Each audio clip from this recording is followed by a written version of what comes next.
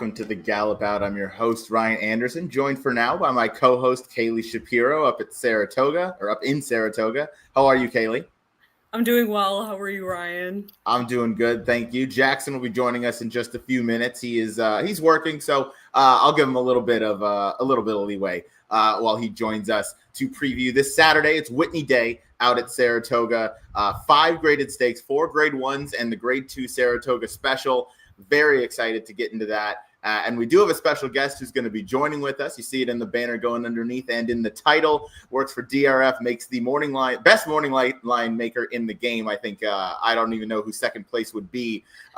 They are so accurate. He's also a really sharp handicapper. He loves picking prices. We're happy to be joined by him again. It is David Aragona. David, how are you doing? Doing good. Happy to join you guys on a very exciting week up at Saratoga.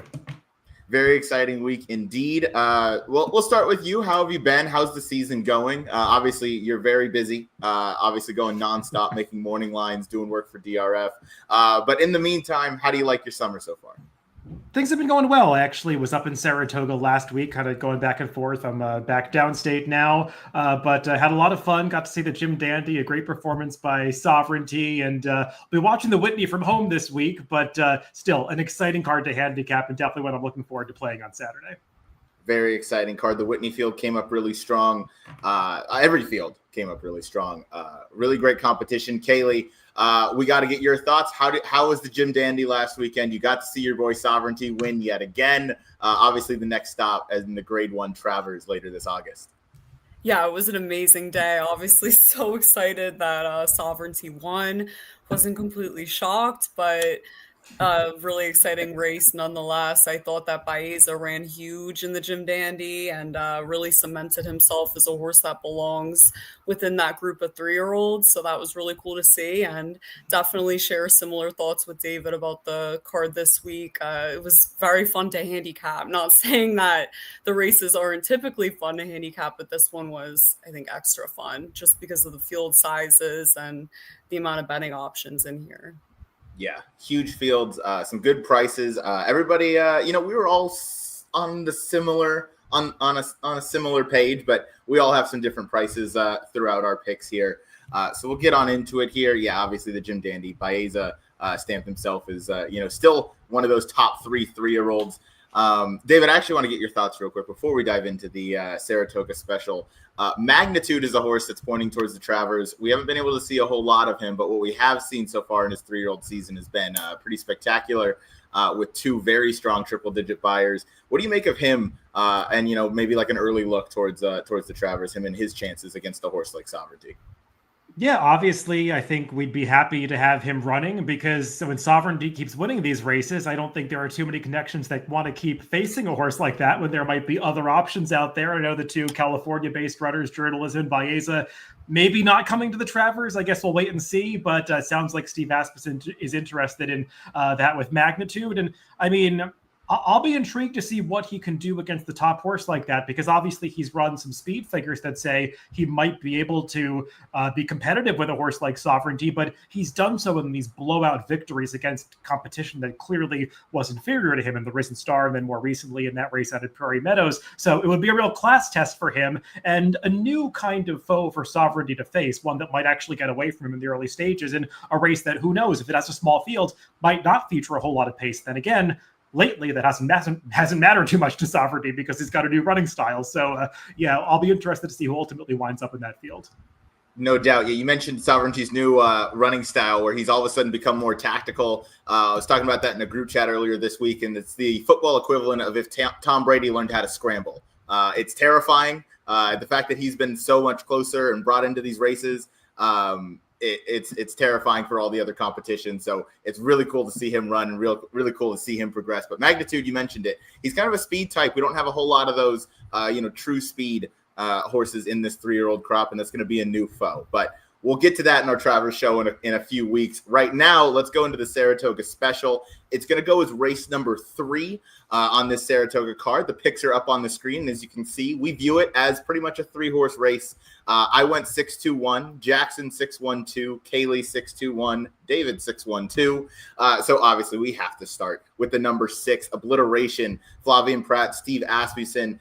This has been one of the most impressive 2-year-olds anywhere in the country in his first 2 starts. Obviously, he blew out the competition against multiple next out winners on debut, came right back out in the grade 3 Sanford and improved the buyer and improved the margin of victory as well. David, was this just kind of a single if you're playing any horizontals here early? Obviously, a top pick across the board for all of us. Yeah, I see there's some consensus here. I'll say it wasn't so easy for me. I mean, I thought about reversing it and putting Ewing on top. He looked pretty good on debut as well. But I mean, as for Obliteration, I mean, a couple things with him that I think are real positives. First of all, it might look like he really improved last time in the Sanford, but you go back to that debut race at Churchill Downs, multiple horses have come back out of that race to run well, including the runner-up Curtain Call, who improved his buyer by, I think, 20 points next time out. So that might have been an even better race than it looked at the time. And yeah, he would just dominated the Sanford last out. And also, Steve Asmussen just has really great statistics across the board in graded stakes at Saratoga, but especially with his 2-year-olds in recent years. So it just feels like he's one that you can rely upon, whereas the stats aren't quite as strong doing what Ewing's trying to do, moving up into a stakes race off a debut victory. Yeah, Ewing very strong on debut. I'm curious, Kaylie, if the post positions were flipped and if Ewing drew the 6 and Obliteration drew the 1, would that have made any difference in your picks? And then I'll get David's opinions on that as well, just because both of them have similar running styles and both were very, very strong last time out. Yeah, for me, it was less about Ewing drawing the 1 hole and more so that I just prefer Obliteration a lot more. I mean, this horse has a gap, did not work after that debut until July 24th. So that was definitely something that I thought about. Pretty short price on this horse. Definitely ran well on debut, but preferred Obliteration for the fact that he beat winners in his second start, and he's won in 2 different ways as well. He tracked the pace on debut, which is something you really like to see in a 2-year-old. And something else I really like to see is the fact that he's had 2 different jockeys and has won with both. So it's not just like Pratt hopped aboard and helped the horse take another step forward. Mm-hmm. He won on debut with Eric Asmussen aboard. So definitely something that stuck out to me, and he drew really well. So if it was reversed, it's hard to say, but I think I prefer Obliteration as a horse, honestly. Yeah, me too. He showed a lot of maturity for a 2-year-old, in my opinion, to be able to stalk and then take over so professionally on his debut and drew off obviously with relative ease, and then came right back into Sanford. And again, just won easily. He's a very good horse right now, a 2-year-old that I could certainly see another jump forward. So last horse that we'll talk about in this is the number 2 Comport, Eddie Keneally, Louis Saez. I picked this one in second, just trying to get a little bit creative with Ewing facing stakes competition and winners for the first time. This one lost to Romeo last time out. Obviously, the figures are a little bit light, so he's going to need to step forward. I just want to take a bit of a shot to see if I could get a little bit creative in the exacta, maybe spice things up. And now joining us is our other co-host. It's Jackson Muniz, freshly shaven Jackson Muniz. What's going on, man? Good to see you. What's up, guys? How's it going? It's going well. We're diving into the Grade 2 Saratoga Special this weekend. We're wrapping up this race as we have similar views, all of us with the 6 on top, and then a mix of the 1 Ewing and the 2 Comport underneath. Do you have any thoughts on any of these 3 runners? It looks like we're all in agreement, 6-1-2. I think they're very, very close, but between the posts, Obliteration has the outside post, so that's going to give him a bit of an advantage there. It's also worth noting they both ran on the same day. I think it was about an hour apart. So you can they probably ran on somewhat of a similar racetrack, and Obliteration ran about 5 points faster. I think that's worth noting too. So I think he does that at least. At this point, he has a speed figure edge. Obviously, Ewing can improve too. That's just going to be a second career start. But as far as putting horse on top, I'd like Obliteration just a little more. Yeah, same here. We'll move on. All of us 6 on top. I went 6-2-1, as did Kaylie, Jackson, and David 6-1-2. Next up, now we get into the Grade 1, the 4 consecutive Grade 1 races here on this Whitney Saturday card. We're going to start in the Grade 1 4-star Dave. Picks are up. I went 4-3-10, Jackson 1-7-3, Kaylie 3-4-6, and David 4-5-3. We'll start the conversation with the return and morning line favorite. That's the number 3, Johannes. Last seen running in the Grade 2 San Gabriel at Santa Anita out here on the West Coast. Ships out here. It's a tough comeback race. Kaylie, I'll let you kick us off here with the conversation as you pick the number 3, Johannes, on top. Yeah, this horse was considered, one of the best turf horses of all time last year. So definitely really excited for his return. But when you think about it, this horse, it's pretty interesting that they're shipping out to Saratoga for the first time ever. Kind of, they probably have had this race circled for a pretty long time for this horse's return. And I think this horse, there's no reason why this horse can't sit a good trip here. I didn't see an overwhelming. I saw a decent amount of speed on paper, but it's not like this horse needs the lead whatsoever. Pretty versatile type of horse. And I'd imagine, it's kind of interesting that this horse broke his maiden over good turf out at Santa Anita and now is coming out east for the first time ever. Kind of makes you wonder if the connections think that this horse might prefer the turf out here and maybe take even a step up, which, second. But even if that's not the case, the horse runs really well off of a layoff, and I viewed this obviously as the horse to beat. A pretty jam-packed field too, so I didn't mind taking 5-2 on this one. Yeah, I think 5-2 is a very fair price and one that I think would represent some really good value on a horse like Johannes. David, I'll go over to you next. We all have some respect for the number 3 Johannes. We all picked him in our top 3 somewhere. You picked a couple on top of him. What do you make of this horse coming back off the layoff in a race like the 4-star Dave? Obviously a very tough comeback.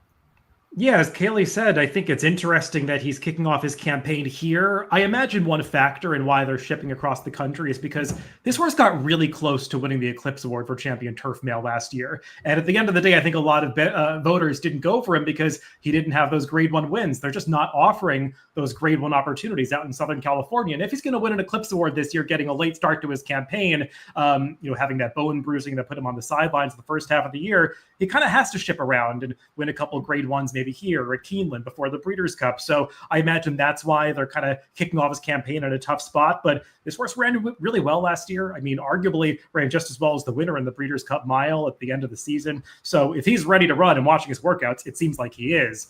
He's going to be a handful, but this is a super competitive race. Very competitive race. You and I ended up on the top, on the same top pick with the number 4, Think Big. I mentioned that in a group chat earlier. I like this horse a lot. Gives me kind of those Casa Creed vibes from a few years ago when Belmont stretched that horse out from sprint distance, then going to a mile, and just it seemed to really fit him. What were your thoughts on the number 4, Think Big, that ended up getting him your top billing? Yeah, this is a horse that I was intrigued by last time when he stretched out in the Kelso, because I know he came to hand as a talented turf sprinter earlier this season when he first got on the surface, but when you watch him run those turf sprints, it's always like he just barely gets there at the end. Like he's not fast enough to keep up for most of the race, and then he finally kicks it into top gear in the last furlong and is able to get up going 5.5. But it kind of felt like eventually he'd reach his limit going that far, and you kind of saw that happen in the Jaipur. There were other things working against him in that race, but still, he just kind of got run off his feet. So I've always kind of been waiting for him to go a little bit longer, and I thought at the time like 6 to 7 furlongs at Belmont would be perfect. Obviously, we're not running those distances right now, but they stretched out to the mile in the last race, and he had that same burst of speed at the end that we saw in his sprint races. And it's kind of interesting to watch the Kelso unfold because there were definitely plenty of trips in there. And not saying he had the worst trip by any means, but it was a time, 4th of July weekend, when the rails were down to 0 feet on the inner turf. And it felt like having rail position was a real advantage. And this horse was never really on the inside. He was sitting too wide outside of Intellect for almost his entire trip until he kind of dove down inside of the very end of the race to produce that light burst of speed coming through inside of that rival. So I think he ran the best race on that occasion, and coming right back here, I think he's going to get another good trip from post 4. I'm a little confused by the musical jockeys in this race, with Jose Ortiz getting off, Ben Curtis not coming in to ride, and him picking up Luis Saez. I don't know what to make of any of that, but in a field this competitive, I think you could get a fair price on him once again. I'm right with you. I think 6-1 is a very fair price. And with these mile races on turf, I like to pay attention to that final fraction and that come home time. Think Big came home in 22.41, which is a very strong versus that field. There was only one other horse in the field that came home faster, and we'll talk about him a little later. That's the number 10, Neat, to the far outside, and we'll talk about his trip. As David, you mentioned, this was the race where Donegal Momentum took a bit of a weird step, and he obviously got shuffled back throughout the field, and it caused a number of horses to either pause or alter path or check. So it was a bit of a weird running coming around that far turn, but I thought the number 4, Think Big, I'm with you. Going to set a nice trip once again from that 4 post. And yeah, the jockey musical chairs in this race is a little bit interesting. So, but I don't know that I'll look into it too much. Louis Saya is obviously a very strong, very capable rider. We're going to go to Jackson, who we haven't heard a whole lot of. He's picking the number 1, Cugino, 10-1 on the morning line. Irad's on board. What do you like about this one enough to give him your top billing? Yeah, well, just with Johannes real quick. Look, he's way the horse to be. He can make a strong case. He's the best turf horse California has had in quite some time. But I'm looking at mostly his time form figures, and they're really not any better than anyone else in this field. They're all kind of very similar. You got a lot of horses in here running around 124, 125. He's going to have to run. He's going to have to run one of his better efforts to beat this field. I just didn't want to settle on too short of a price on him. I'm rooting for him. Obviously, the California guys out here rooting for him, but I think we're supposed to try to take him on in this spot. So I went to Cugino on the inside, and I thought he ran really well last time on the comeback. I think he had some, if I remember correctly, he missed a couple starts. Like they were trying to get him on the turf and just scratched maybe once or twice. And I thought he ran well in that race. I remember watching the replay, and Big Everest, Rosario just had the hold of him in the stretch. Rosario's acting like he's got so much horse. He was really confident. And Cugino still ran him down pretty easy in the end. Finally got out late in the stretch and won that race pretty easily. And I love when horses come back from 3 to 4 and they run a career top. I think it's a really good sign that they come back. They show that improvement from 3 to 4, which he did in that race. Big Everest came right back and won again, kind of validated that form a little bit. He's going to probably have to take a step forward in this race again to be, a win contender in here. But it's only his second start of his campaign. And he drew really well on the inside. I'm hoping he gets exactly encrypted last time. Just follow the 2 to his outside, follow him, save as much ground as you possibly can, and see what you got in the stretch. Yeah, no doubt. And I think something that really jumps off the page is that work he had 2 back on, I believe, July 20th. Best of 51. He worked with integration. He looked really good. Yeah. I mean, you see the 4 furlongs in 46 with the over the training track at Saratoga. I mean, that's very impressive. That's a very quick time. We're going to go to the number 6 to you, Kaylie, to talk about Intellect, who's also coming out of that same Kelso race. And then if you want to touch on Think Big, I know you have that one in your top 3 as well. Yeah, definitely. I think this is a race I'd probably go too deep in with the 3 and the 4. I really debated with myself for a long time whether or not to put Think Big on top. I thought that horse ran a huge race in the Kelso. A lot of people say that he had the Red Sea kind of parted for him, but I didn't view it as that. As David kind of went in depth about the trip that he got that day, I think that horse is pretty dangerous in here. And then the number 6 I put in third because he has 2 back-to-back good efforts going this distance at this track. And, last time out, he was a part of the Donegal Momentum, getting pulled up out of the race and all of that as well. And I think that this horse fits in with the field and, has gotten second in both of his starts here in similar spots. So I do think obviously taking a step up, but it's Chad Brown and Flavian Pratt, and the horse's figures are on par with the field and doesn't need a whole lot of pace to close into, not necessarily. So I think that this horse should, run a decent race. Kaylie, do you think he moved too soon last time? Because I bet him that day, and I thought he was 1-9 at the 8th pole. I have no idea how he got run down this race. That was my only concern with him. Yeah, I just think honestly that Think Big had a bigger late burst. This horse was also sitting ahead of him. Maybe he moved too soon, maybe not. I don't view him as a horse that can finish in the top 2 here, but definitely fits in third with this group and, has a decent enough late kick as well that you'd imagine he can sit, 3-4 lengths off the pace and at least pick up third here. Yeah, I would think so too.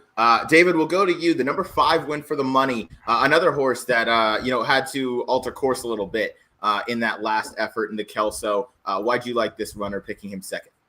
Yeah, I feel like we could spend this entire show just analyzing trips from the Kelso because there were so many things going on in that race. And yeah, as Jackson said, Intellect kind of moved a little soon. He had to when Donegal Momentum sort of opened up that spot, getting pulled up at that point in the race. And I thought Flavien Prat did what he had to do, but it sort of changed the race flow. Win for the money. I mean, he did have to swerve slightly when Donegal Momentum took that awkward step. But even beyond that, I mean, he just got the wrong trip over that course, the way it was playing on July 4th weekend, because he wanted to be inside, like I said, and he was just sitting 3 wide, parked outside with no cover every step of the way, also racing more forward than I think he really needs to be in that spot. And I mean, this horse must have been doing well coming into that race because I didn't really see him as a 3-1 shot on paper, but the bettors really went for him and he ran a big race. I think he might have even run a winning race. The trip just didn't work out for him on that occasion. And now he's drawn in the middle of the pack. I think they're going to have more of an opportunity to save ground here. He is a horse that's been a little up and down during his career. His good effort is definitely good enough to potentially win here, maybe, outside of Johannes. But he's also got some bad races showing, so you never really know what to expect from him. But if he runs as well as last time, I think he's a player here at a price. I'm right there with you. Yeah, the trip was horrendous, I guess, to say the least. Losing that much ground with the rails down at Saratoga, that's a death sentence, as you mentioned during that July 4th weekend. Last horse we'll talk about is the number 10 Neat, who I think is just a bit of a price that can round out those exotic wagers if you're playing any trifectas and supers. Neat, I think, was had the most trouble caused by Donegal Momentum in that last race. Was well out of it, so had to make a huge run. But just as he was getting put into the race by Junior Alvarado last time going around the turn, he had to swerve out. And if you watch the head-on replay, he went maybe 9-10 wide to be conservative about it. And he came home the quickest. So he recovered well. Alvarado took him right back down to the rail, tipped him out, and he finished alongside Win for the Money last time out. So after all that trouble, I just think that this is an interesting price horse to put in underneath. I don't know that he's that, top caliber win candidate as he's, he kind of knocks around at the grade 3 listed stake levels, kind of where his competition and his winning efforts have come from. But I think this is certainly one that can run a much improved effort. The draw, obviously, I'm not stoked about drawing way out wide in post 10, but with his lack of early speed, I expect Alvarado to kind of duck down to the rail early, save ground, and maybe make an unaltered run this time to try and round some things out. So Jackson, actually, you are going to, my bad. Yeah, you are going to take us home here. You're going to talk about the number 7 Spirit of St. Louis. He's just really interesting. Like, he's got 2 races this year that 6-1, like, sign me up. I want 6-1 on him all day. And then he's got 2 races this year that they're just like, what the heck happened? Like, he just didn't run at all. I don't know what you're supposed to do with him. I guess you can say he was wide on the outside on the race lap. Like, he really wasn't that wide. He didn't get to the rail where everyone came from in the top 3 that day, but he didn't have a bad trip there. He just never ran into Manhattan. It was a weird race, but obviously the Turf Classic was really good. The Pegasus was really good. It just mattered which version are we going to see from him on Saturday. So kind of have to figure out what price you're willing to take on him that he does rebound. Yeah, and he's a bizarre horse because Gulfstream obviously is a very firm turf course, and he ran really well. The Turf Classic that he ran at Churchill Downs was over a very soft turf course after all the rain that they got, and he ran really well there. Came back to get a very wet turf course in the Manhattan, and he was nowhere. And then the Muniz Memorial Classic, named after the guy below me here, Jackson. That was a race we've talked about so many times where they took the rails down. He was in the middle of the course, and that wasn't the place to be. So that's obviously an excused effort. But you mentioned it. He's kind of inconsistent. It's just a matter of what version of that horse you're going to get. But a very competitive field in the Grade 1 4-star, Dave. And I think all of these horses are going to represent some good value. Just, you kind of got to pick and choose who you want to take in there. One more time to go over the picks. I went 4-3-10, Jackson 1-7-3, Kaylie 3-4-6, and David 4-5-3. We'll move on to the Grade 1 Saratoga Derby, going 1 mile and 3/16 for the 3-year-olds. Let me throw the picks up on the screen. I went 5-1-7, Jackson 5-6-7, Kaylie 3-5-1, and David 3-7-5. So again, we all have some similar thoughts here as we go along. But let's start the conversation with your morning line favorite, number 7, Hot as Hell, 7-5 on the morning line, coming in from Great Britain. Last ran in the Grade 1 Coral Eclipse, losing by about 3.5 lengths. Shane Foley into ride. None of us have this horse on top, but this is clearly one that I think is well respected. David, we'll start with you. Do you think this? I mean, you make the morning line, so obviously a deserving morning line favorite at 7-5. But do you think this is a horse? No. Feel free to question me. I might be wrong on this one. I mean, has clearly faced some of the best. Field of Gold, who he lost to 2 back, would be 1-30 in here. That horse could win going backwards. So I wanted to get your thoughts. We're all trying to beat this horse in here. What do you make of this horse coming in? No, I mean, look, I had to get these lines in very early. I mean, basically do them in the 8 hours after the card was drawn.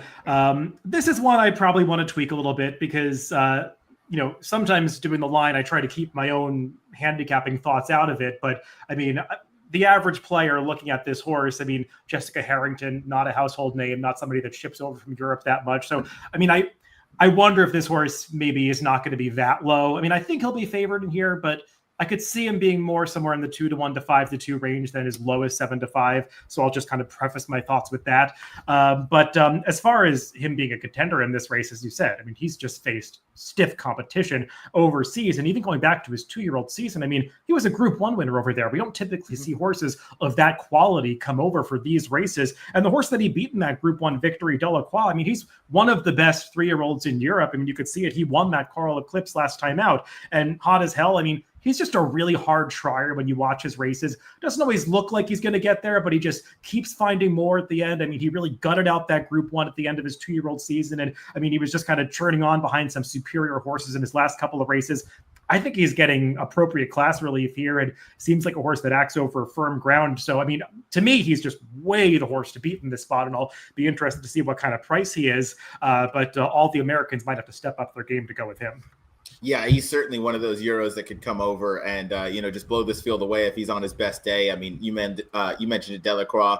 Even a Budsman and Ruling Court would be heavy favorites in here if they were to come over. They're both very well respected and talented in their own right. So has clearly faced some of the stiffest competition. It's just a matter of if he's going to come over here and travel that mile and 3/16. I know he went the mile and a quarter last time, but maybe that wasn't his best effort, or maybe he was just overmatched, but time will tell. Jackson, any thoughts on the number 7, Hot as Hell? And then go ahead and take us to your top pick and my top pick, the number 5, Test Score.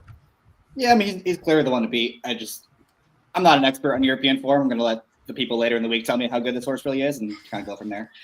So I have him in the mix just for now, and we'll see as the week goes on. As far as Test Score goes, obviously, Ryan Berry knows this is my favorite horse in the entire world. He never ever wins for me every time I bet him, and always beats me.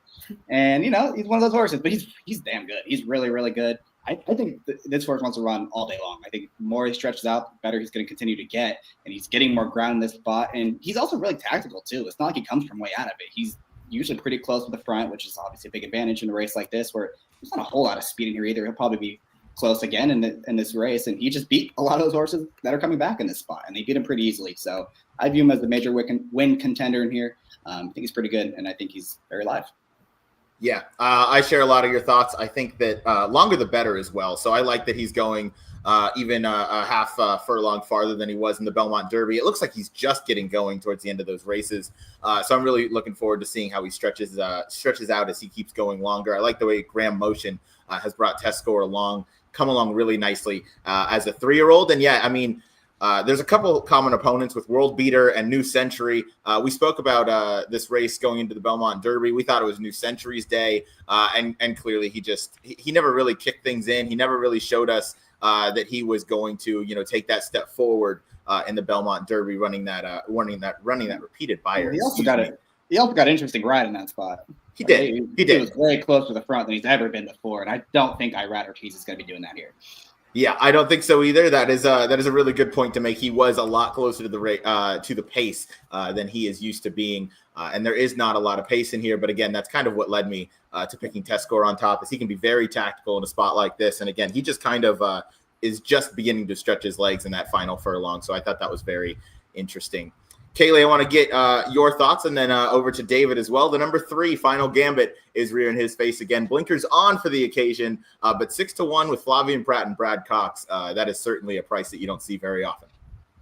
Yes, and that's what very much excited me. I mean, I took the horse last time out in the Belmont Derby, and he was pretty overbet that day. Looking back, that was definitely a bad pick at those odds. But now, I mean, he's doing what I always think that this horse would be better off doing, as you can see in his past performances as well, which is stretching out further. Yeah, there's not a ton of pace in the race, but I think that the horse is still able to make up ground, even if there isn't a ton of pace. I just think maybe he just needs more ground in front of him. I mean, you look at the Derby, obviously going 1.25 miles, the horse ran lights out that day, in my opinion. And then prior to that, the Jeff Ruby Stakes was a great race. The horse ran an 87 last time out, switching back to the turf for the first time. Just if this horse takes a little bit of a step up from there, I think that puts him in a pretty good spot. And also, I really like the fact that he gets blinkers on, and Brad Cox has tremendous stats putting blinkers on in turf routes. So that's something else that stuck out to me. And I hope you can get 6-1, even, I mean, 4 or 5-1. I'd love to bet this horse at. Yeah, no doubt. David, your thoughts on the number 3 Final Gambit? Yeah, I don't know if we're going to get 6-1, Kaylie. I'll criticize my own line on this one. It's a one that I would very much like to do over. But if I'm right that they don't bet the European horse as strongly as I think they, as I originally thought they might, the price might come down on him and some others. But what I will say is he seemed to handle getting back on the turf last time just fine. And watching that Belmont Derby was interesting because on the surface of things, it seemed like the pace came apart because obviously the leader who was in front for a long way came back to the field, and the horses who were 9-10 lengths behind ended up finishing very close to the front, and the entire field came together like an accordion at the end. I still felt like it was a race where they came home really fast. I mean, you look at some of the interior splits. I mean, horses that were able to sort of build their momentum constantly through the race, like Test Score, and not have that momentum broken, were the ones that were really successful at the end. World Beater, a similar thing, even though he covered some ground. And Final Gambit was just sort of never really in position to make that run. He was in behind horses around the turn. Even when they turned into the stretch, the entire field fanned out. He was in behind that wall of horses. Not that he didn't have room to run or anything like that. He just is a horse that really needs to be in the clear to launch that big late kick like we've seen in the races where he was successful. And once they finally steered him to the outside at about the 16th pole, it's like he took off again. And he was flying past horses at the wire and quickly galloped out ahead of everybody. Just felt like he finished that race with something left in the tank. And obviously, as a deep closer like he is, it's hard to time the move correctly. But I think he's better than the result last time. A little at a distance is only going to help him. Again, the pace of this race looks murky, but with the blinkers going on, I'm hoping it can keep him a little bit more engaged. And if he's around 9-2, I think that's a fair price on him. I don't know how much lower than that I want to go. But I found him to be the most intriguing of the horses coming out of the Belmont Derby. He is very intriguing coming out of there. You mentioned the Gallop Out in front. So he was really just getting going, and I'm with you. I think the more distance, the better. He's one that I'm maybe looking a little bit down the line. I think 6-1, though, if we do get somewhere around there, although Final Gambit seems to always be taking money at the windows. Whether or not it's deserved or not, I think that people still look at the Derby running line. I think they look at that Jeff Ruby Stakes effort where, he closed past the entire field. And again, stepping up on turf, getting blinkers on for Brad Cox and Flavien Prat in the saddle is a very strong move. But David, I don't think anybody's going to, fault you for fixing your morning lines as you go through here. You had to do that very quickly, and they're still very accurate. I really don't have much of an issue with any of the lines I've seen so far. Go ahead, Jackson. No, I was going to mention, I went to go handicap yesterday morning at 8 a.m. and the lines were already out. I was shocked. Very, very pleasantly surprised. So thank you, David, for getting those out. It's just the best feeling to open these past performances 4 or 5 days before the races, see post position, see morning lines. It makes me so happy. So we'll continue the conversation by going down to the rail with the number 1 Capitol Hill coming out of the Manila Stakes. Kaylie, you and I both like this horse. I really wanted to pick this horse on top. I just thought the speed figures were a little light.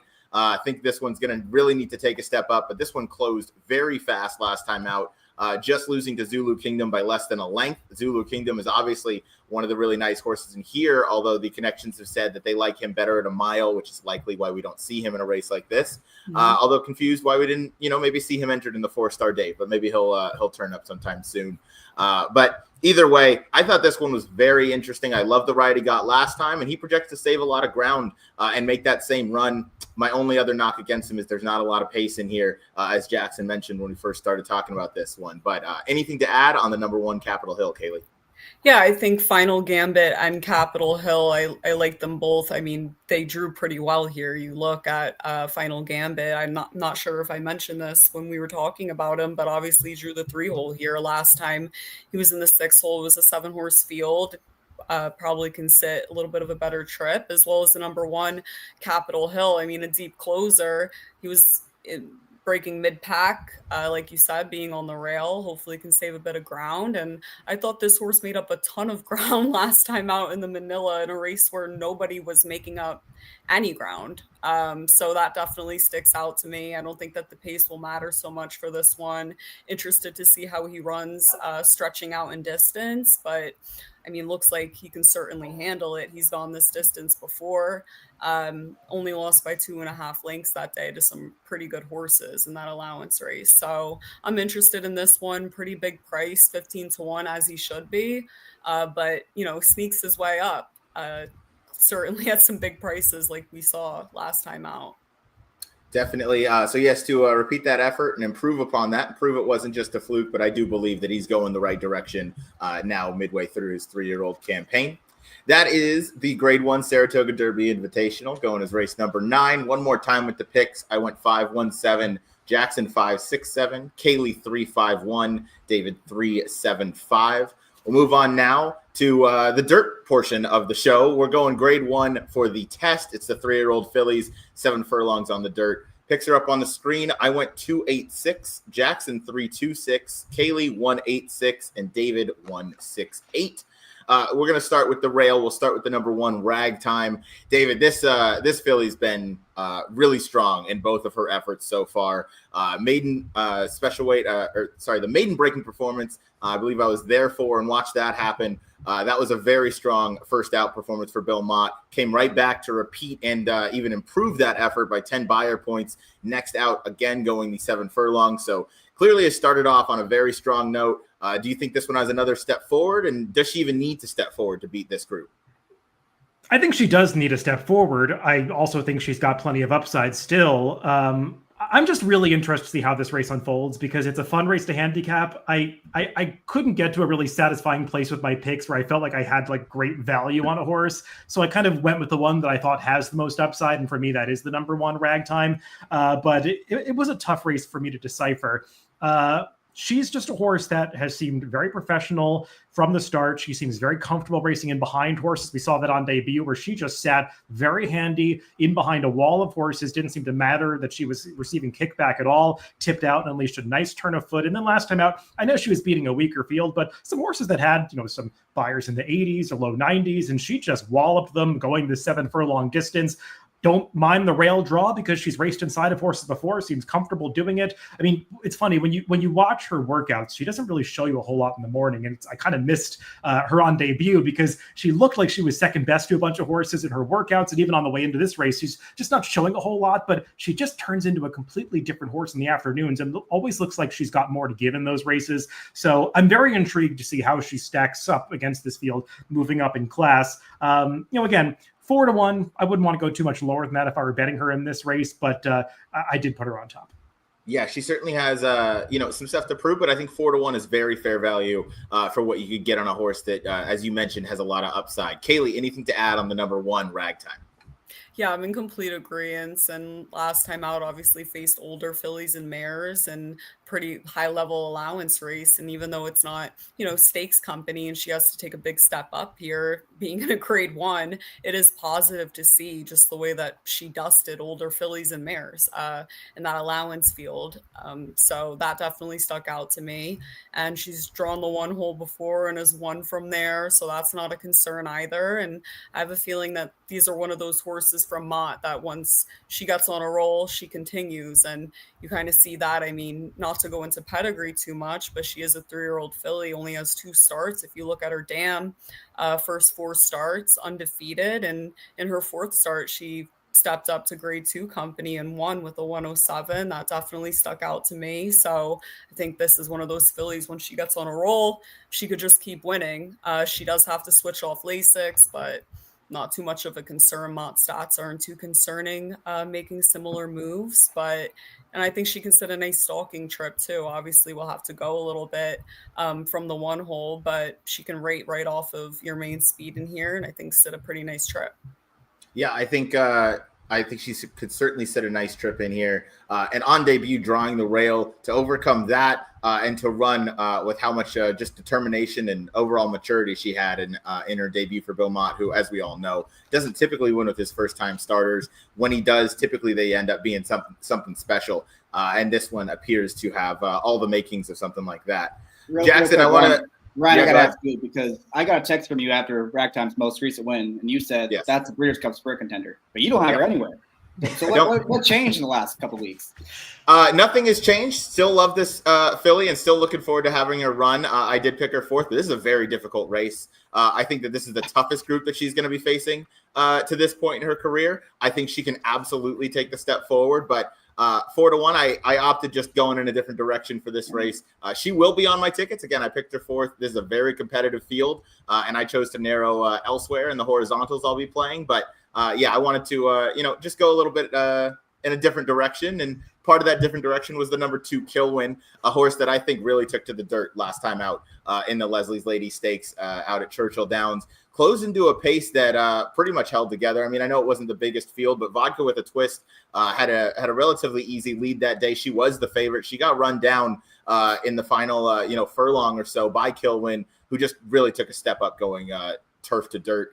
And I want to see if she can repeat that effort. I feel like 6-1 is a fair enough value for me. Jose Ortiz has been riding lights out, as has the other Ortiz brother, Irad, who we'll get to in a little bit. But I thought Kilwin has all the chances to improve again.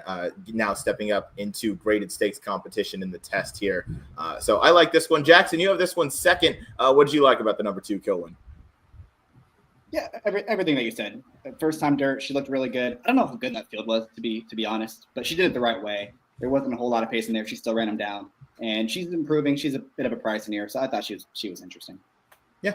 We'll stick with you, Jackson, as I want you to talk about the number 3 Look Forward, Michael McCarthy, Umberto Rispoli, connections we're very familiar with, along with the Silks of Redham Racing.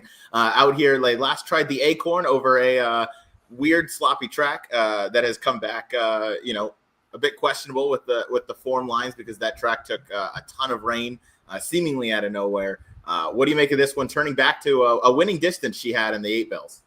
Yeah, I like her quite a bit in this spot. I thought her 8 bells race was really, really good. She was kind of always not in the greatest of spots. She was kind of between 2 speed horses. They were both took a lot more money than she did, and they both finished way up the track. She kept going the whole way, won that race. Horses came from way out of like Evanston's. Evanston's was like 25 legs back coming for home, and she got third. So that race kind of fell apart.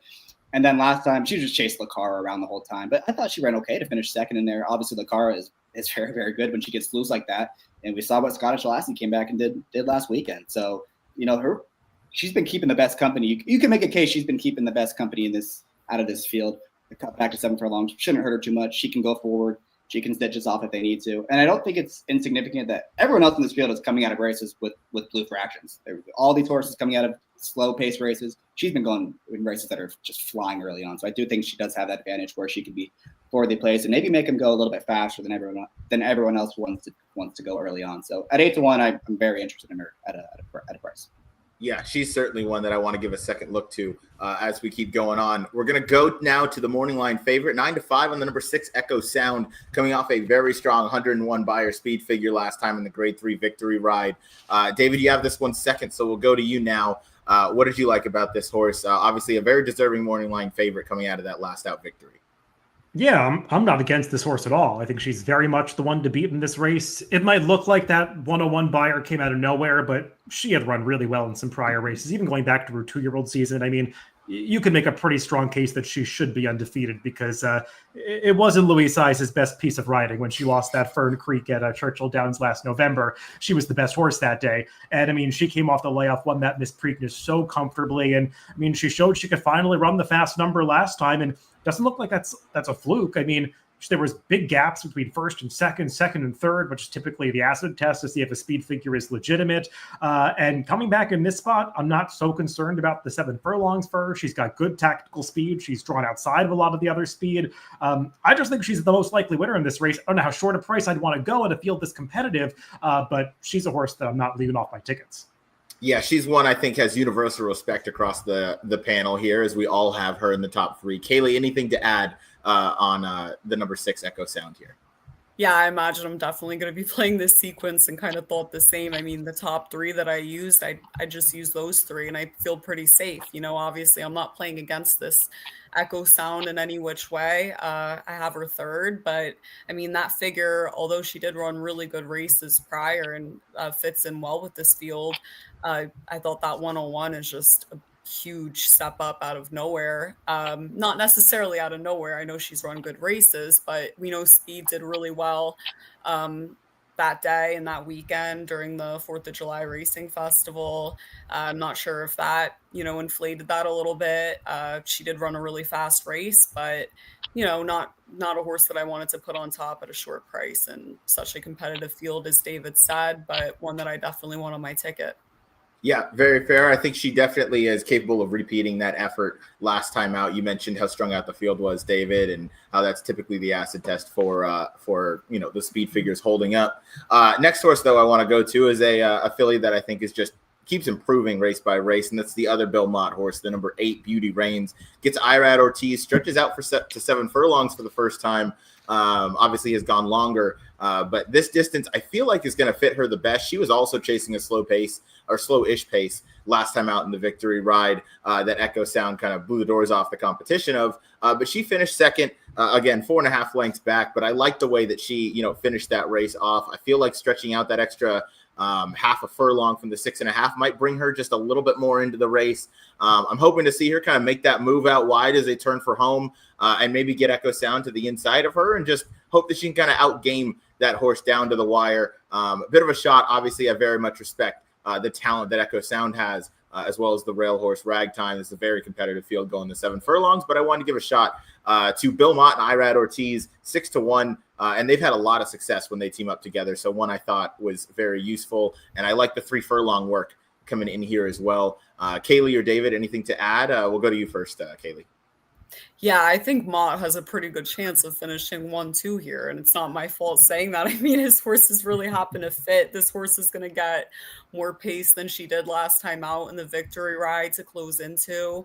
She disappointed at 2 very short prices in her last 2 efforts, so now you get her at 6-1, which is pretty exciting. And I think as well, this is one that kind of every single time looks like she's going to get there, and I have a feeling with more speed in the race that she can get the job done. And certainly drew my attention that bullet work coming into the race as well. Mott doesn't work his horses fast. Irad back up for the first time. Another interesting change here for this one, but yeah, she's just going to get more pace. And I think that she has a really good chance at rounding out exactas at a decent price.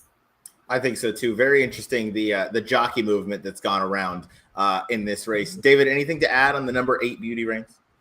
No, I mean, I think pace is going to be key to the chances of both of these Mott horses, because I could see it going one of 2 ways. I mean, maybe Look Forward gets a really aggressive ride from the inside and goes after a horse like Me and Molly McGee, who we didn't mention, but has a ton of gate speed and looks like the clear front runner in this race. But I mean, I don't know. Echo Sound was very successful with more aggressive tactics last time, so hard to envision they're going to take that away from her. Artisma has a lot of early speed that she showed last time, so I could see this pace heating up, but it is New York, and sometimes they don't go. So, I mean, I'll be interested to see how that develops, because it feels like both of these Mott horses could benefit from a little bit of contention on the front end. Mm-hmm. I agree, and I think as you touched on, the pace is going to come from most likely number 5, Me and Molly McGee, as your main speed in here. Always breaks really sharp and has run them off their feet on a couple of occasions there. Both last out going 6 furlongs. I wonder, though, stretching out that extra furlong, if maybe that ultimately would lead for us to, pick otherwise, as none of us have her in our top 3. But yeah, I'm curious what the number 7 Artisma is, how she is going to factor into the pace here, because as you mentioned, it is New York, so sometimes that pace doesn't materialize. But this filly is also quick.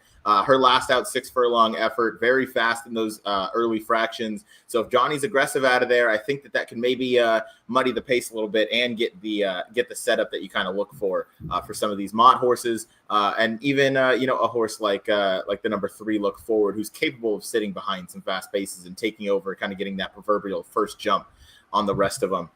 Jackson, go ahead. We have to mention the number 4 Cash Call for Bob Baffert. I know that none of us have this horse in our top 3, but it's Bob Baffert bringing a horse over, and Flavian's getting on. The horse has run some pretty fast races, has sat close to some pretty hot paces. So I think that this one kind of ensures that there's going to be at least an honest pace, which gave me more hope for that. But I mean, I'm curious on what your thoughts are on the number 4, anyone, Cash Call, because this was one I don't have in my top 3, but certainly scares me just a little bit. Go ahead, David. Yeah, I mean, her race 2 back, the 6 furlong allowance win, was really impressive, the way that she opened up on that field of older horses, but she wasn't beating much in there. And you look through the fields that she's faced in all 3 of her wins, not the best. And it just feels like this is a huge step up in class. And also, it's not like we've seen Bob Baffert have the success that he used to with these shippers over the past several years. So I kind of wanted to take a wait and see approach with this one. And cutting back, you think a Citizen Bowl? Yeah. Yep. Cutting back, certainly not his strongest angle. You can see just plain and simple the route and sprint on the bottom. It's a 17% with a $1.10 ROI. The ROI doesn't improve too much if you factor that into dirt graded stakes, but his win percentage does go up to 24. I can think of a horse like Madaket Road who successfully cut back to run a nice third. And I believe it was the Woody Stevens. Jackson, I know we're pretty familiar with this horse, having covered her out west a handful of times. I just don't think she's faced much, to David's point. The second place finisher in the Summertime Oaks, that last race at Santa Anita, Howen is entered in an allowance race this Thursday at Del Mar. Obviously, that's not a huge vote of confidence with the Clement L. Hirsch and some other long distance races for the Philly division coming up here at Del Mar. So I don't know. It's just not a very strong vote of confidence and not a move that he's been super successful with. Do you agree? I just don't think she's that good. I just don't. Like, she's beating nothing out there. She's coming from, I think she's like the 4th best closer in this field, and she's going to be way over bad for Baffert. So I'm good. All right. It feels like we're all on the same page there. Wrapping up the grade 1 test, I'm going 286, Jackson 326, Kaylie 186, David 168. We'll move on now to race number 11. It is the grade 1 Whitney Stakes, our feature on this Saturday 13 race program. Picks are going up on the screen. I went 9-10-7, Jackson 9-5-3, Kaylie 9-3-5, David 10-5-3. So we have to start the conversation with the Mr. Consistent post time. Drawn post 10 here. David, your top pick. This horse is 18 for 18 in the trifecta in his career. I love this horse. This is exactly the kind of horse you want to see. Just a model of consistency, always running his race. But you feel like this is you feel like today's the day, or Saturday is the day for the number 10 post time. Yeah, I mean, I've been a big fan of this horse too for his entire career. We'll see if he's good enough to win a race like the Whitney, but a couple things going on in this race. So I'm sure we'll expand upon it more. The pace situation. There's a rabbit ender for Chad Brown. Currently, there's a 50-1 shot, Mama's Gold, who's a runoff front runner. Fierceness has a lot of natural speed. So we'll see how fast they go up front, but it certainly feels like there's the possibility that this could be a pretty legitimate pace. And obviously, if it comes apart, the horse that everyone is going to upgrade is Sierra Leone. So I think he's a very logical horse that a lot of handicappers are going to land on. But another horse that would really benefit from some pace is Post Time. And Post Time has gotten, let's say, not the best rides or trips in a few of his prior graded stakes attempts. He admittedly looks like a horse that is difficult to ride.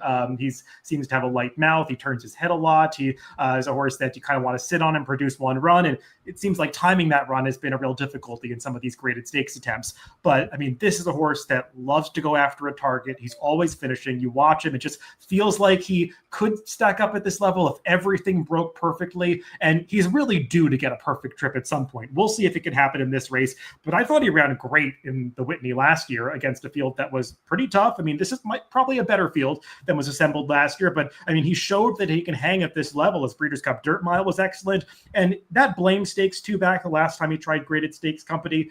Again, I mean, he's a horse that wants to get into the clear to make a run, and he was just altering course and angling inside of horses, finding traffic. I mean, he's better than the result in some of these graded stakes races, and we'll see if it can come together. But the way this field came up, I know he's going to be a price. I know I'm going to get a good effort out of him, and maybe he can finally find his day in the winner's circle. Hey, I love the pick. I didn't have enough guts to pick this one on top. I picked Post Time in second. He always seems to be coming. You mentioned it. He likes to make that one run, and he just hasn't quite gotten that perfect trip, or that trip that he needs more so than a perfect trip in these graded stakes efforts. But he's run so well in every effort. He's been closer to the pace in some of his races, but whether it's 7 furlongs, a mile and a 16th, a mile and an eighth, he always seems to run an A race, and he's eventually going to get that win. It's just a matter of when. David thinks it's on Saturday. And before we go to our morning line favorite and the top choice between Kaylie Jackson and myself, I want to keep it with you, David. Why are you against the number 9 Fierceness? I mean, I guess when I was doing the morning line for this race, I was kind of on the fence between Sierra Leone and Fierceness for the favorite, and I ultimately went with Fierceness because the bettors just love to go for this horse. And I was kind of anticipating that Sierra Leone would be the popular pick in this race, so I'm kind of intrigued as to why all of you landed on Fierceness more than I want to give my case against him. But I'll just say, while I do think he turned into a different horse at the end of last year, able to deal with some faster paces and actually get different kinds of trips and be successful. I don't love either of his performances so far this year. I mean, he basically couldn't lose the Ali Sheba with the way that pace worked out, and the disadvantage going to his stablemate Locked, who just has gone the wrong way anyway. And that's a race that I know got a huge fig. It's a little tough to buy, maybe a few points higher for some of the horses in behind him. And his Met Mile, I thought was bad. I mean, it was a sloppy track. Maybe he didn't love it, although he's handled slop at Saratoga before. But I mean, that was a race where Raging Torrent got to the front, Fierceness. I mean, he had to angle outside of him, but it felt like he was perfectly positioned and he could just never get to that horse. It was actually losing ground to him at the end of the race. And, also that Met Mile was a race that was almost impossible to make a speed figure for because the track was changing so much. They were trying to get it to dry out on Belmont Day. If Beyer and other speed figure makers had made a fig at face value, it would have been in the low 90s. But they basically couldn't give that fig to the Met Mile horses, so they kind of had to artificially upgrade it and kind of make it a breakout race. The runbacks from the Met Mile, there have been 2 of them so far. They have not been good. Just the Touch coming back to lose a race that it looked like he couldn't possibly lose next time. And then, Castle Chaos doing nothing in his next race despite getting a ton of class relief. So I'm kind of wondering if the Met Mile was just a stinker of a race and Fierceness still lost it. And I still have some lingering doubts about whether or not he can win a race like this in maybe not the best form of his career. So that's why I'm against him. Hey, that's very fair. Jackson, we'll go to you to talk about Fierceness next. I didn't like him in the Met Mile for a reason that I think you're knowledgeable of, and that's because he drew inside of other horses, and that did not happen here. He doesn't like being inside of horses, man. I don't know what to tell you. Into the first turn in all of his races, anytime he's been inside, he has lost. When he's been outside of horses, he has won. Or he finished a very nice second in the Breeders' Cup Classic last year, but he got run down by Sierra Leone, who we'll also talk about in just a minute. But he drew really well. I like him at 9 furlongs a lot better than I like him at a mile or a mile and a 16th.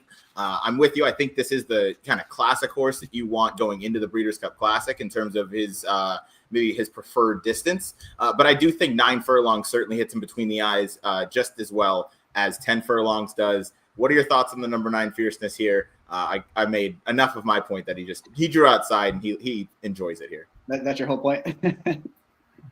All right. He drew well. Things are going to go his way. I know. I'm kidding. Look, he's really, really good. When he's on his best game, he's very, very good. And I still view him as the favorite up to this point in the Breeders' Cup Classic. I know Kaylie's going to disagree with me, but at this point, I think he is. The Met Mile was so bizarre. And as David said, and I was going to bring that point up, I think it was Craig Mikowski who tweeted that the race was just impossible to make a number for. So I kind of just ignored it completely just because I don't know what you're supposed to do with that. Obviously, the Ali Sheba race was another kind of a strange race where they just crawled on the front end and sprinted for home. I don't remember exact time in the last half mile, but it was something stupid. It's almost like a turf race the way they ran that one, set the track record. So just 2 weird races this year. But I think if you go back to what he did last year in the Breeders' Cup Classic and the Travers, he's He's very, very good. He's the one to beat. And he's also developed, the ability to sit just off the pace. If someone else is going to be hell-bent on going, and it seems like they are with Mama's Gold and the rabbit directly was inside, I think he's just going to follow the 8 and get the head start for sure on Sierra Leone and a few others in this spot, and they're going to have to come catch him. He's very, very good at Saratoga. He's very, very good overall. So I think he's the one to beat. I don't know what kind of price you're going to get on him. Obviously, Mindframe's supposed to scratch. We'll see what happens, but we'll see how crazy they go for this horse on the betting. Yeah, this is a strange race. You have a horse, like you mentioned, Mindframe, who's likely going to scratch, at least according to what Pletcher and Rapoli seemingly have said. And drawing the rail, I would assume, would only kind of go farther to confirm that. You have a horse like Skippy Longstocking, who I believe has also entered in the Charlestown Classic. So I'm curious to see where Connections opt to run there. Kaylie, though, any thoughts? Go ahead, Jackson. Let me ask David and Kaylie, because I asked you this morning, Ryan. Do you guys think it's a bad sign? Do you view it as a bad sign for Fierceness that they even bothered to enter Mindframe? I just think it's really bizarre that they entered both of them. Well, I'll say this about it. Do you remember the last time they did this? It was when they entered Fierceness and Mindframe in the Haskell last year. And the story was, if Mindframe doesn't make the race, then we can run Fierceness, but we're not going to run Fierceness. We're going to run in the Jim Dandy. Mindframe wasn't seen for 9 months after the Haskell, so I don't know. It is a little weird. I guess I'll turn around and ask you guys a question. All of you who picked Fierceness on top, who would you like more, him or Mindframe in this race?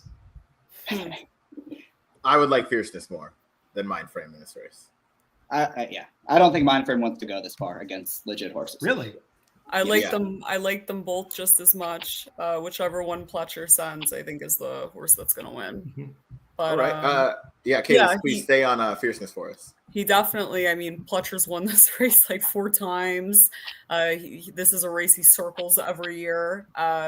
Fierceness, I think people are really tough on this horse. The only bad race this horse has ever run was when he was 2 years old and when it was in the Derby. And for every other horse, we scratch out the Derby. So for Fierceness, I'm going to do that. And I think this horse showed a whole new dimension when he proved that he's able to rate. You look at that Travers. I think back to that race a ton. That horse ran his eyeballs out that day and held off Torpedo Anna. That was, that we've never seen Torpedo Anna even return back to that form. She ran her eyeballs out that day.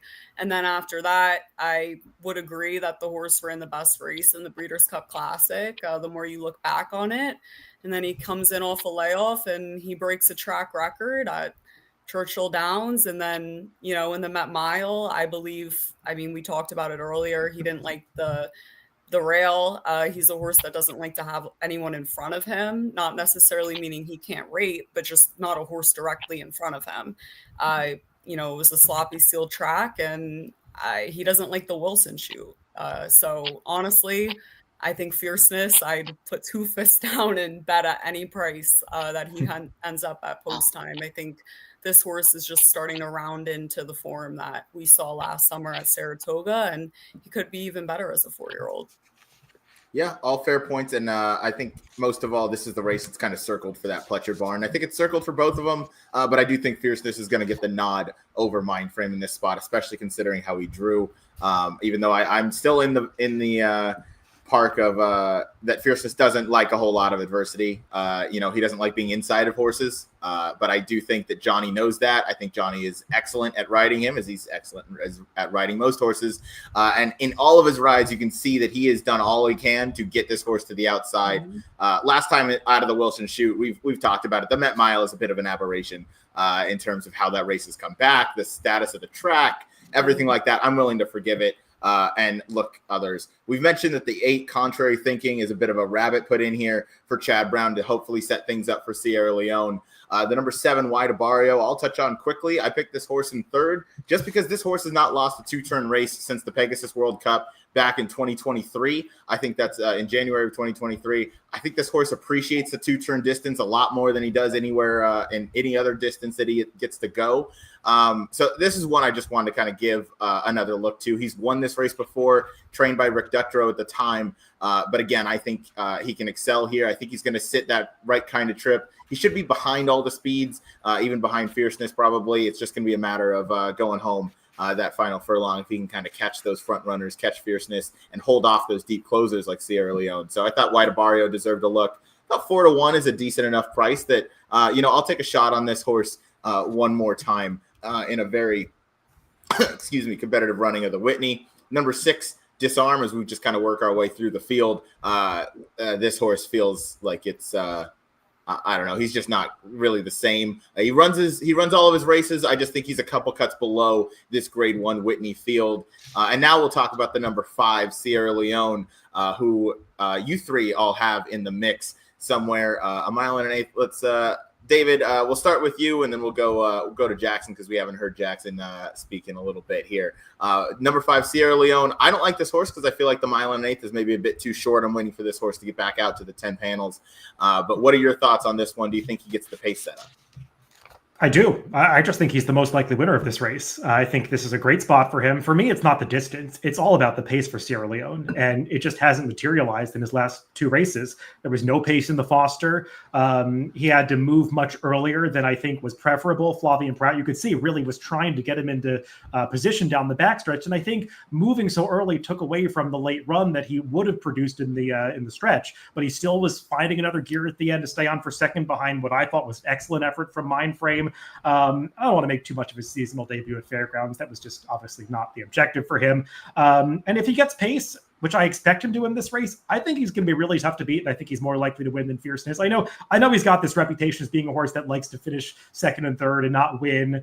He was in a lot of races that didn't set up for him last year. I think this one projects to set up much better as long as it holds together. I mean, if we start to hear that Mama's Gold is coming out or that Skippy Longstock is coming out, I mean, then this race changes completely. But as things are drawn, I think Sierra Leone is going to get his kind of race flow.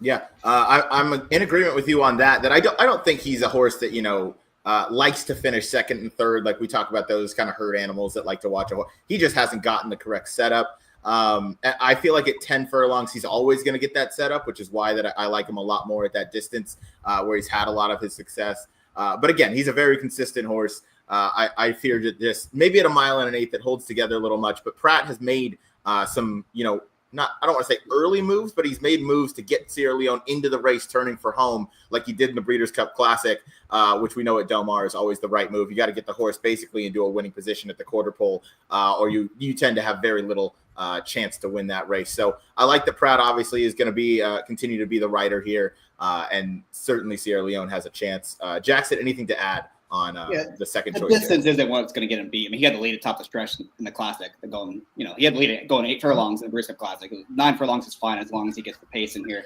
I thought he would ran massive in Stephen Foster. I mean, there was no setup that day. He had to make 2 moves where Mindframe just completely had the run of the race, and he was getting to Mindframe late after Mindframe had everything go his own way. Mindframe's very, very good, to be fair, and I don't know, he's awfully good. He gets the kind of setup in here, he's going to be very dangerous.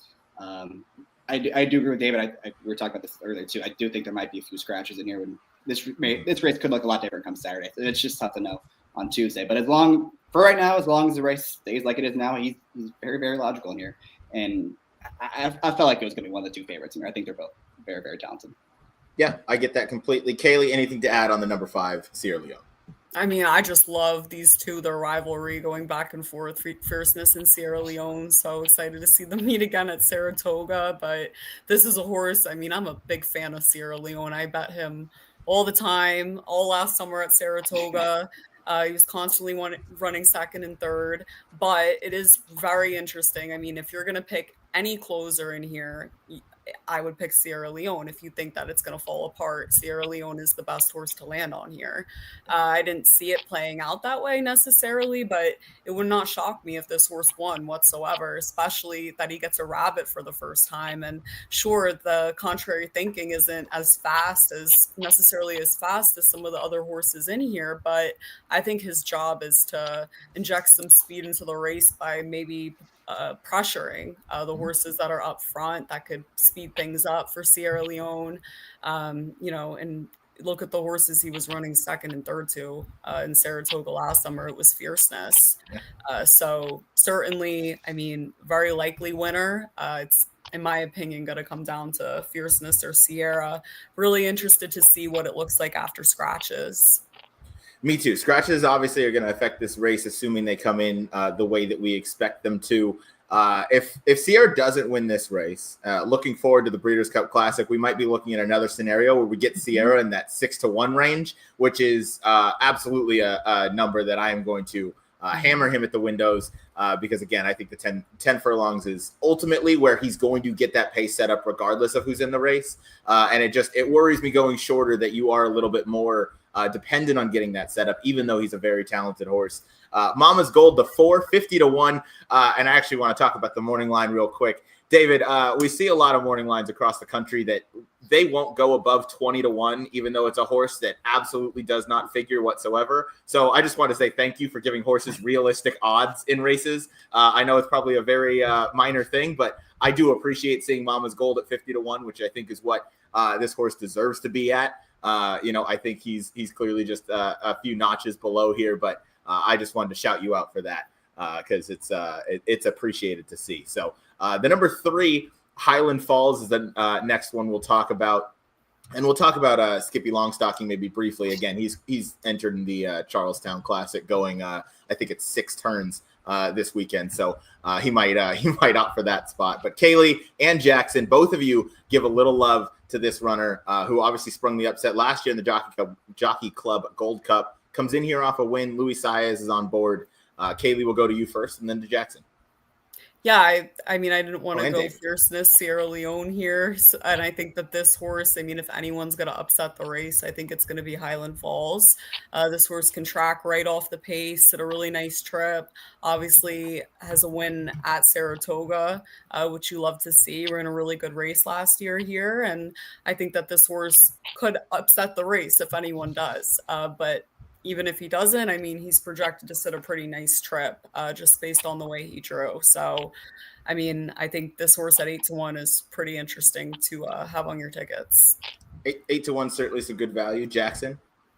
I really wanted to pick him on top. I thought when he's really aggressive, when they're really aggressive with this horse, he can be very, very good, as we saw in the Jockey Cup Gold Cup when he ran huge that day. Was phenomenal ride from Pratt, put away to Arthur's ride, put him into the race. The problem is, even if he runs back to that race, he still needs Sierra Leone and Fierce not to come with their best efforts to win. Now he can take a step forward, I guess, for sure too. But I think he's more of an underneath type against these. But I hope they're aggressive with him again, and especially with Saez riding, I think they might be.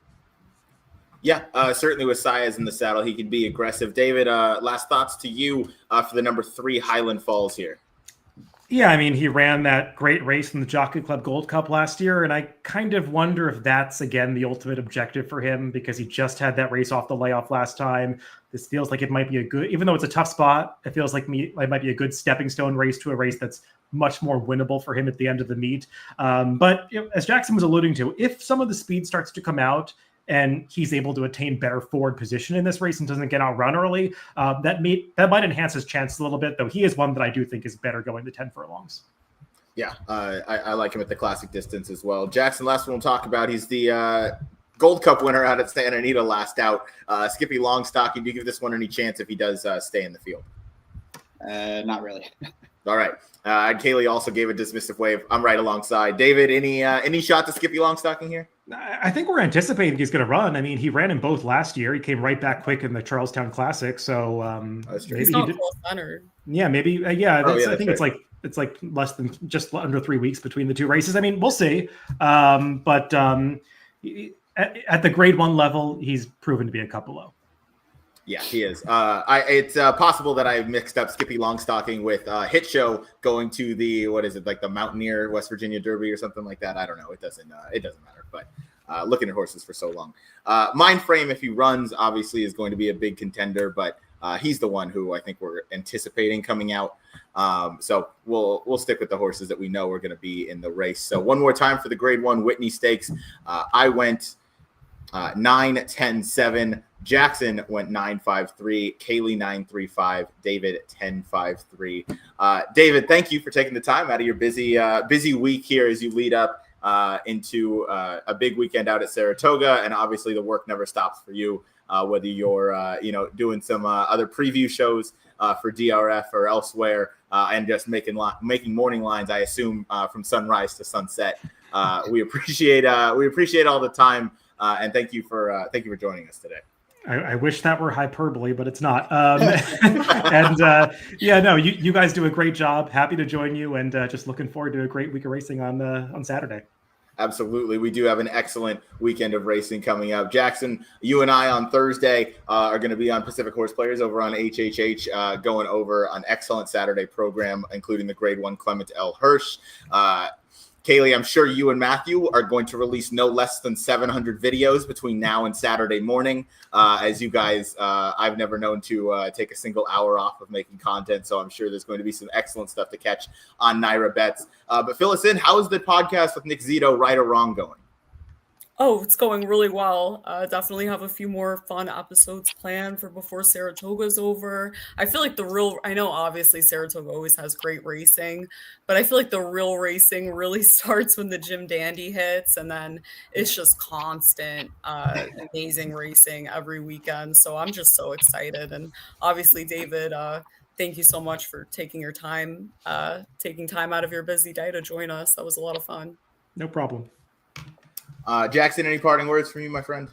Nope, let's crush it this weekend. All right. Best of luck to everybody. David, thank you again for joining. And as always, my two excellent co-hosts, Kaylie Shapiro, Jackson Muniz, you know where to find them on X, as well as social media through Naira Bets, and on the Gallop Out and HHH Racing, and in the money for Jackson, as he is also a little bit of everywhere. Thank you to everybody for watching. We'll see you next week as we preview another excellent card, likely out at Saratoga.